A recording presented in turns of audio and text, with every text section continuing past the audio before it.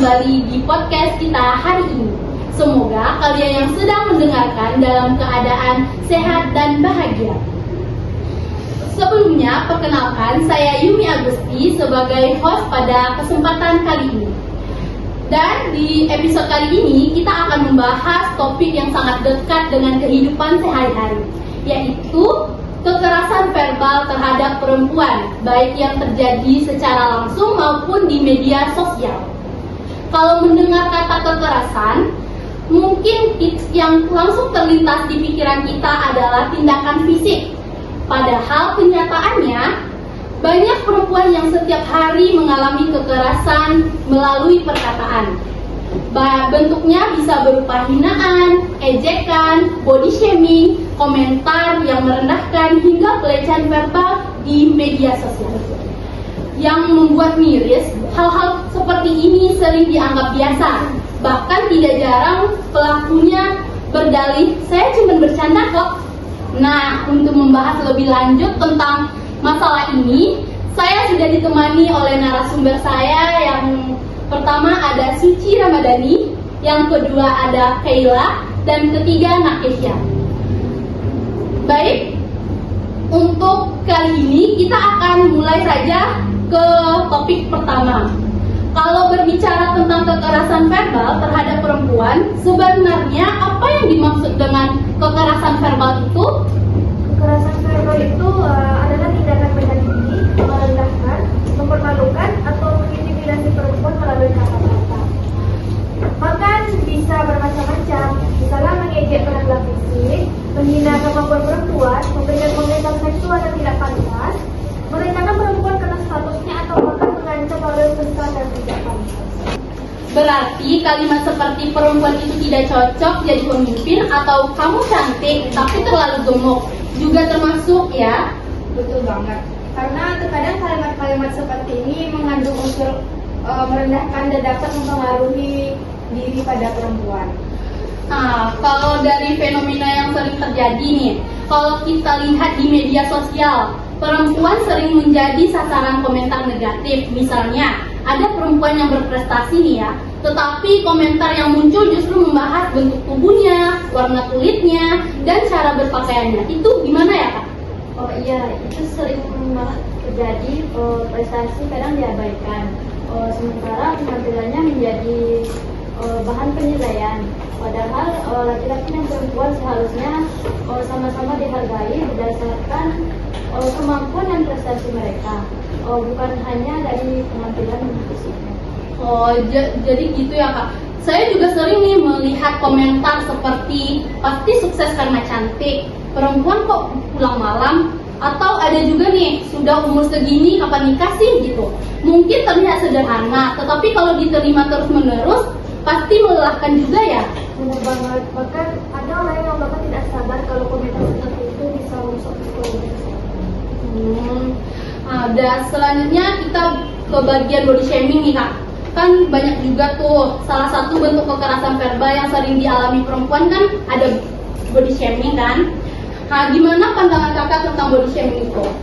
Terkadang kan perempuan ini seringkali mendapatkan komentar di media sosial tentang berat badan, tinggi badan, bentuk wajah, dan warna kulit, dan kondisi fisik lainnya. Ada juga yang dianggap terlalu kurus, terlalu tinggi, terlalu rendah, dan lain sebagainya. Jadi apapun kondisinya selalu ada aja ya yang dikomentarin gitu.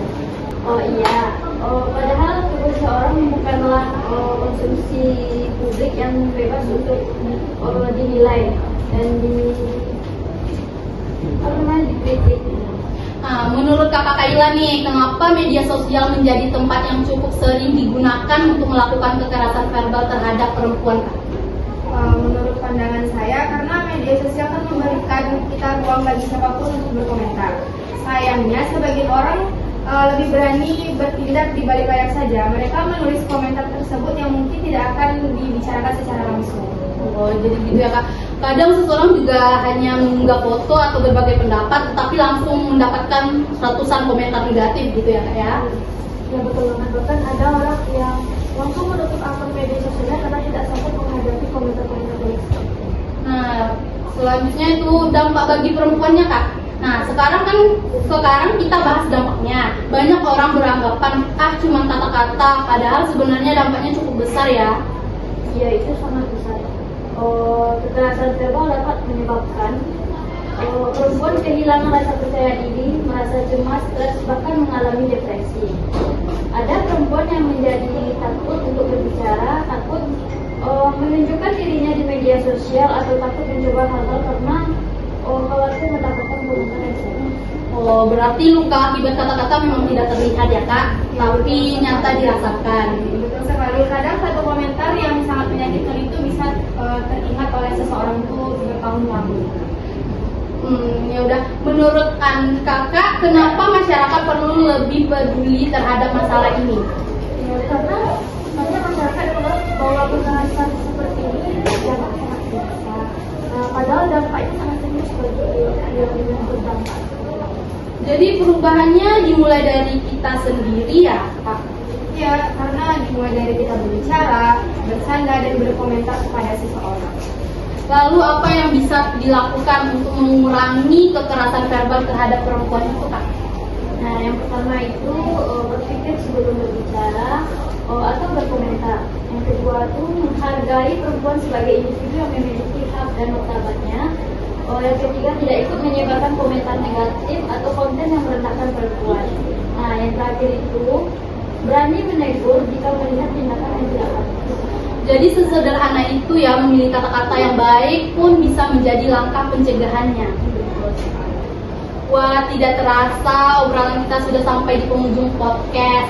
Hari ini kita belajar bahwa kekerasan terhadap perempuan tidak selalu berbentuk fisik. Perkataan yang merendahkan, menghina, mempermalukan, atau menghakimi juga merupakan bentuk kekerasan yang dapat meningkatkan luka mendalam.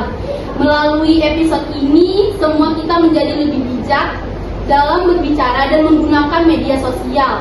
Karena di balik layar ponsel yang kita pegang, ada seseorang yang memiliki perasaan dan bisa terluka oleh kata-kata kita. Terima kasih banyak kepada narasumber yang sudah berbagi ilmu dan pandangan pada hari ini. Dan terima kasih juga kepada teman-teman yang sudah mendengarkan sampai akhir. Sampai bertemu di episode berikutnya. Ingat, kata-kata memang tidak terlihat, tetapi dampaknya begitu besar bagi semua perempuan. Sampai jumpa dan tetap sebarkan kebaikan melalui perkataan.